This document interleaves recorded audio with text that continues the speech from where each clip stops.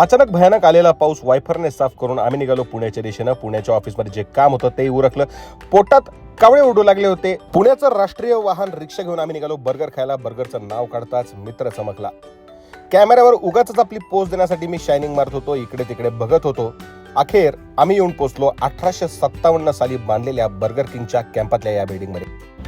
Burger किंगची ही जुनी इमारत पाहून कॉलेजच्या टायमाच्या जुन्या आठवणी जाग्या झाल्या, ज्या कॅमेऱ्यावर न सांगण्यासारख्या आहेत. आतमध्ये पोहोचून आम्ही गर्दीचा अंदाज घेतला आणि मग कैदी नंबर दाखवून अखेर आम्ही बर्गर पार्सल घेतला. या फुटेजमध्ये पार्सल घेतलेल्या बर्गरचा आनंद माझ्या चेहऱ्यावर तुम्ही साफ बघू शकता.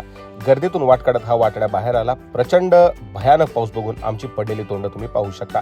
अशा रीतीनं पुण्यातला पाऊस दाखवत अखेर आम्ही पोहोचलो आमच्याच गाडीत. आणि हा मित्राने घावताडल्यासारखा बर्गरवरती ताव मारायला पण आपण पाहू शकता. सोबत मीही खातोय.